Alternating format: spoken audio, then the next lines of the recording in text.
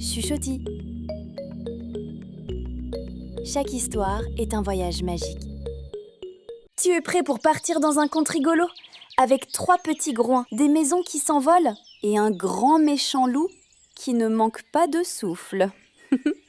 Mais avant, pense à t'abonner et à mettre un pouce bleu si tu veux plus d'histoires magiques. Super! Allez, c'est parti pour l'histoire des 3 petits cochons.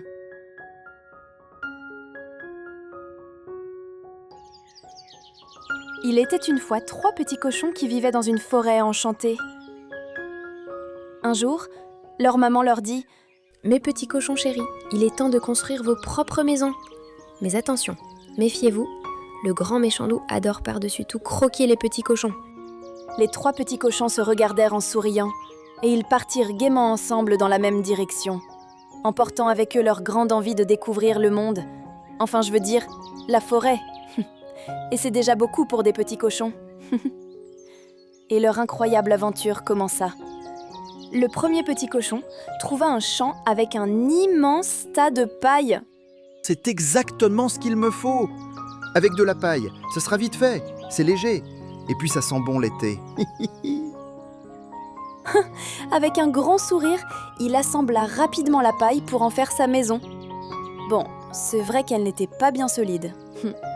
Mais elle eut l'avantage de lui prendre si peu de temps à construire qu'il put se détendre tranquillement. Le deuxième petit cochon eut lui aussi une idée. Je vais construire ma maison avec du bois. Oui, c'est parfait. J'adore bricoler. Ça sera facile pour moi. En plus, c'était pratique, car il y en avait partout dans la forêt. Il s'élança alors joyeusement à empiler, clouer, taper les morceaux de bois pour fabriquer sa maison. Quant au troisième cochon, il savait qu'il fallait être très prudent dans la forêt.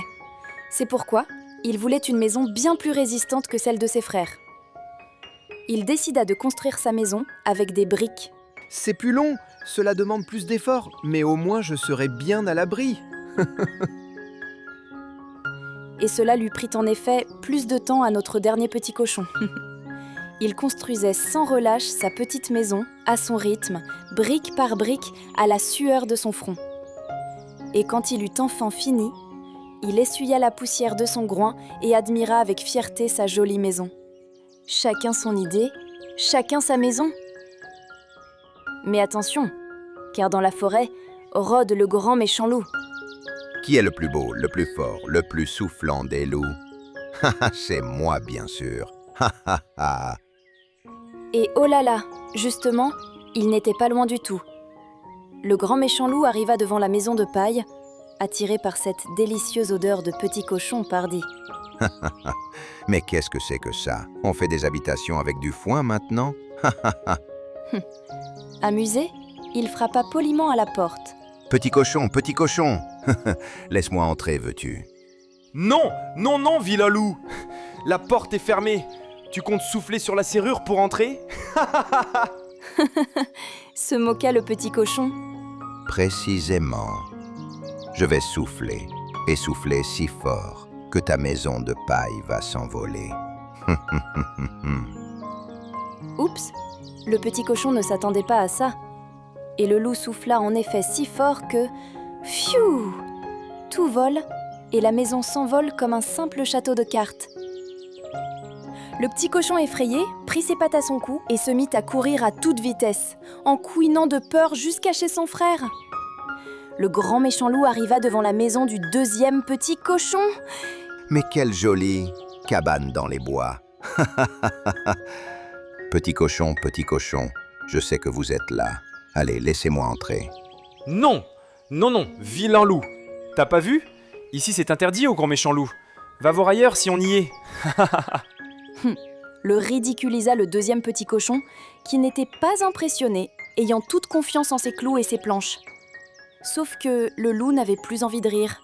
Alors je vais souffler, et souffler si fort que votre maison de bois s'envolera. Et il souffla, souffla, souffla, souffla si fort que... Pfiou! La maison de bois finit par terre, comme la première. Les deux cochons se regardèrent tout penauds et filèrent au plus vite chez leur frère. Le loup, agacé, arriva. Un peu essoufflé cette fois, mais toujours autant affamé. Petit cochon, ça suffit maintenant. Vous savez bien que c'est moi le plus fort. Laissez-moi entrer. Et puis quoi encore? Du balai vilain loup. Le grand méchant loup était maintenant furieux. Personne ne lui avait autant résisté dans la forêt. Il s'écria de colère. Alors je vais souffler, souffler si fort qu'adieu votre maison de briques. Oui, oui, on connaît la chanson. Tu peux toujours essayer. Le loup en furie souffla si fort que... Rien. Oh, la maison n'avait pas bougé d'un poil de loup. Il recommença encore et encore, si bien que le loup devint tout rouge, puis tout violet, puis tout bleu. Il était devenu le loup qui voulait changer de couleur juste en quelques secondes. Toutefois, il n'avait plus du tout de souffle. Et la maison, elle, eh bien, elle était toujours bien debout. Cette maison est bien plus solide que je le pensais. Le petit cochon derrière la porte l'interpella. Alors, vilain loup, c'est tout ce que tu sais faire? Je croyais que tu étais le plus fort. Mes briques, c'est du costaud. Mais notre grand méchant loup n'avait pas dit son dernier mot. Car, oh là là, que voit-on sur le toit? Une ombre, une queue sombre et deux grandes oreilles pleines de malice qui s'avancent près de la cheminée. Si je ne peux pas entrer par la porte, eh bien je vais passer par la cheminée. Alors, c'est qui le plus fort? C'est moi. Ce que notre grand méchant loup ne savait pas, c'est que dans la maison de briques, le petit cochon malin avait préparé une marmite de soupe bien chaude pour l'accueillir. Et plouf! Hi, ouille, ouille, ouille, c'est chaud. Et le loup s'enfuit en courant, les fesses bien rouges. Et le comble, c'est que désormais, il sentait super bon la bonne soupe de légumes, alors qu'il n'en avait même pas mangé. Le grand méchant loup se rappela de sa mésaventure pendant si longtemps qu'il ne revint jamais plus embêter les trois petits cochons. Peut-être que maintenant il donne des cours de souffle, qui sait? Pour apprendre à gonfler les ballons d'anniversaire. C'est ainsi que les trois petits cochons vécurent ensemble, paisiblement dans la forêt enchantée. Toujours bien à l'abri dans leur maison de briques. Souviens-toi, quand on construit en prenant le temps de faire de son mieux, on n'a plus besoin de courir pour échapper au grand méchant loup.